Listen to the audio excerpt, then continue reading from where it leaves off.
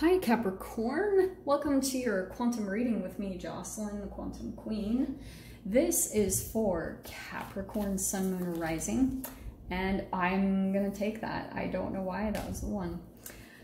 And as always, welcome to my cross watchers. Cross watcher, you could be dealing with a Capricorn, and the message could be for you, so feel free to take it however it resonates with you and your situation. Keep in mind that these are general and timeless readings. And if you guys would like to book a one-on-one, my website information is down below.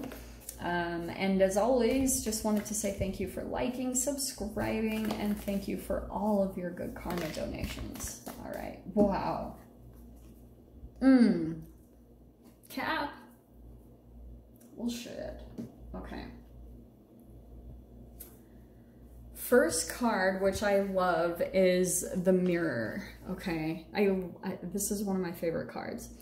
There could be some situation that either recently has come up or it's about to, where you might have been in the dark for a while, like not being able to see something, but there could be a person or a situation that's coming in, and it will be very significant to you and where you're at on your path to be able to see this, okay? To be able to have the consciousness and awareness to be able to not just like project all of your own shadow stuff onto like what your outside circumstances are, like to really go within and look at what's coming up for you or what your process is. Like there could be certain things that you guys are dealing with, and like it's very challenging right now in the world because there's so much observation on other people, and we're really forgetting to go back to self and to look at what we're doing, or how like these negative judgments that we have on other people are just really reflections of how we're doing or taking care of ourselves.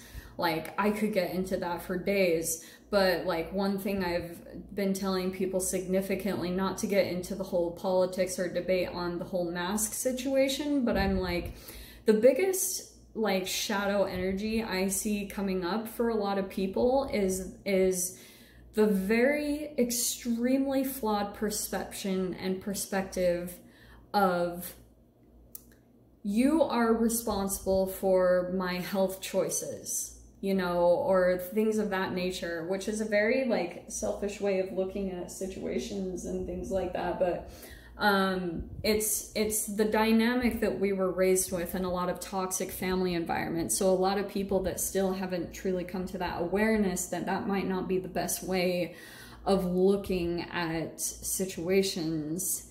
So not to get all into that, but I'm saying it because we have the underworld, and the way I see this card is not very pretty. Like to me, when I look at that, I see like parasitic energies, I see imbalances, and so there could be some type of situation that you're looking at because it's taking you, Cap, into the depths of you, you know, like everything that goes on in our outward world is a reflection of our internal world, the things that we can't see. Like even on an x-ray, there's even a limited amount of what you can see, what's going on within the dynamics of the cells of your body, like how they're interacting with one another, how balanced they are. And the way that you can tell is by looking at your emotions, or looking at the relationships that you have around you, like looking at the people that are in your environment and how you're viewing them, how you're seeing them, because you could either be seeing them in the highest vibrational aspect, which could be a sign that inside you've learned how to maintain and establish some sort of equilibrium or homeostasis within your internal body. If that's the case, then kudos to you, because that's amazing work. That means that you're really in tune with yourself. You're doing what needs to be done to continue to push to your higher self. And then at times it's okay, because like I feel like sometimes outward circumstances can be so triggering that you go through this bit of a balancing act when it comes to like certain things that are internally inside of you that pull at your energy and then make you maybe fall out of balance. And so I kind of see this ebb and flow that you guys might be going through, where like you're aware of your patterns, you know what you need to do to get into like a highest like this highest state of energy that you've ever been in, because I feel like in times in your past you've maintained it, or you've seen a glimpse of it, or come in, like, had a taste of it.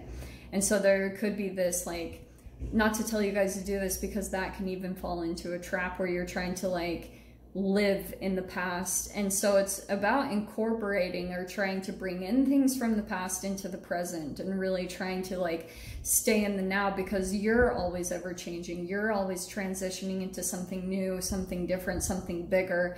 And so there could be even certain things that will come into your environment that are new for you to try out, and incorporating it with what you've taken from the past is like this deep wisdom that's being attained within you, okay?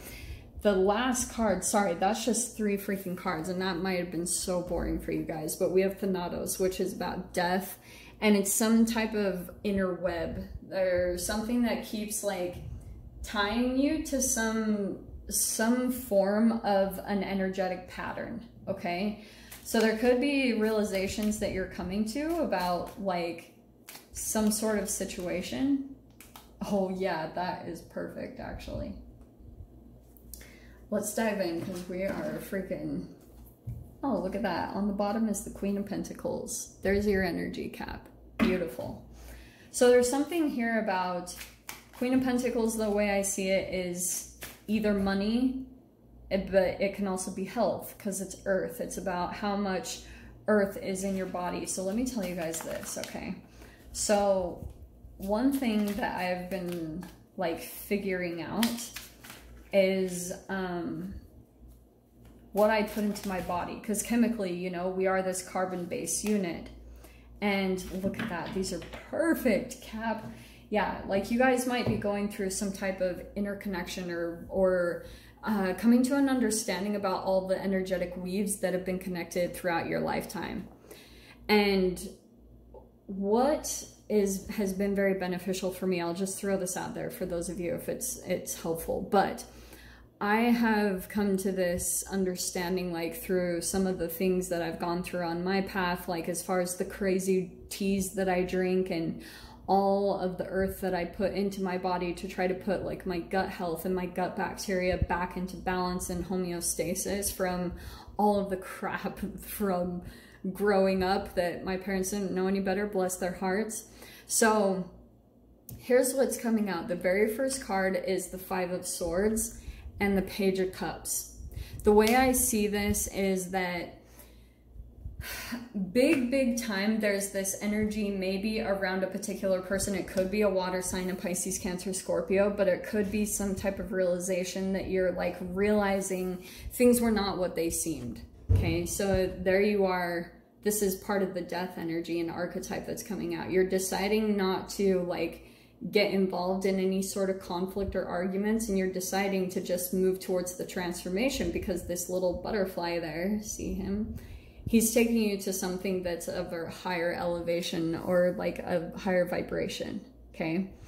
And like I said, so the Page of Cups, this could have been like a crush, or it was a new style of a relationship, but you might have started to see that there was, like, things were not what they seemed, okay? 5 of Swords is either gaslighting, or to me it's just some type of, like, pulling the wool over your eyes. And then once the shadow comes up, because the illusion falls down, then you have to deal with the conflict that comes up, that, like, things were not what they seemed. There wasn't maybe, like, direct honesty up front, because someone could have been masking who they truly were because of a lot of shame and guilt and things of that nature. So 6 of Pentacles, I feel like, oh, I don't know about this. There's either someone that you were very generous with, or I do feel like there was some type of, like, something given here. It doesn't feel like an even give and take, because the 5 of Swords is telling me that you could have gone into some type of situation because you felt like, yeah, this is going to be balanced, this is going to be an even give and take. And then when you got into it, you maybe started to feel like it was taking more than giving. And once you came to that realization, you were like, oh shit, and maybe you started to pull back. Wow. And 3 of Swords. So it could be connected to, again, like a third party situation. 3 of Swords. The deep part of that is some type of, like, it's a fragmentation. okay? Because Three of Swords, yeah, the surface level of it can be heartbreak, but where does heartbreak really come from? Heartbreak can come from a disconnection from your mind and your body, and that can be also self-deception. So if there are certain things that you like intuitively or subconsciously you would benefit from doing, like maybe in regards to diet changes, because Three of Swords definitely is also connected to your health, okay? Health issues. So if your heart feels broken, it's because there could have been some misalignment. The way I view it scientifically is that in some part of your body, there could be an excess amount of free radicals that's taking from your energy, which also blocks your consciousness from being in the highest vibrational self. So that's why I keep pulling diet into your thing, because it could be a need to put more like antioxidants into the body to bring up the energy, and then to be able to see the relationship or the situation with full consciousness and full awareness, and not deceiving yourself. Because look what's coming out next is the freaking Seven of Swords. That's self-deception, but that's also maybe even dealing with someone that's lying, taking advantage, but they're on similar energies. That's what's so challenging, is a lot of the times the mirror, it's showing you an aspect of yourself that maybe you're not being completely honest with yourself. Like for me, mine are the extremes of, for instance, I know if I cheat on myself, I don't believe in cheat days in diets, because it's connected to shame. But if you can convert your shame and just like accept, just allow yourself to do things. But if you have repercussions that come in, like Justice card, if you have like a karmic return, or kind of like, it's like Einstein says, there's a reaction to every reaction, or there's a reaction to every action, right? So that's going to be tied to the self-deception, is being able to see like, okay, seeing the patterns of how a thought can turn into all of these different patterns, and then it can turn into something, a full-blown manifestation, and then being able to be realistic about how you contributed to that situation. We have in the fear position the Knight of Pentacles. So there could be a fear of working hard. We have the King of Cups. There's the emotions. Wow. But holding back. So Four of Pentacles, this is tied to some type of relationship. What I'm getting here is that you maybe are coming to the realization of someone that like won't give emotionally. Even though Seven of Swords, it's like you could be dealing with someone that is in denial of their emotions or their vulnerability. Like they won't open it up. And it's kind of like, you know, it's all there. Look at the flood of them. That's the King of Cups. But the Four of Pentacles and the Seven of Swords are surrounding it. So it's kind of like there could be a fear that this is going to take too long, or that you're going to waste your time and invest too much of your energy, and there's not going to be a full-blown return from staying with this person. And then we have the Moon. So the outcome card is the Moon, which is telling me like pretty much the Moon is delusions, illusions, fear. To me, it's like a chemical filter, okay? And, oh God, like, I'm sorry to make this so scientific. I know probably nobody is going to want to listen to that, but with the underworld, those are very much so parasites type of energy to me. It's like confliction. And sometimes, like, certain type of situations that come in and manifest are going to help you dive into the truth of what's going on internally. And so there could be something about that you're trying to come into balance, and between like these relationship dynamics that you go through, and really trying to find a way to get this even give and take. But that will probably again be tied to how much you're giving to yourself to get your energy back up. Because I feel like that's the core foundation of all of this is coming in. Because you've got the Mirror card. And all these relationships are showing you, there's the Moon there, and the Moon's helping you to see what you cannot see about yourself. And your door is passages. This is so good. So we have spiritual signs of inclination. You're walking through passages of your transformation. Yeah, you better prepare yourself. Because this, whatever this is, yeah, it's going to help you walk through a huge passageway to your transformation. But I'll dive into the extended. We'll see whatever else wants to come out. So, Cap, If you guys want to join me over there, feel free. Go down below, click on the Vimeo link, and I'll see you over there. But if this is where we leave things, sending you guys so much love, wishing you all the very best, and I'll see you in your next reading. Take care.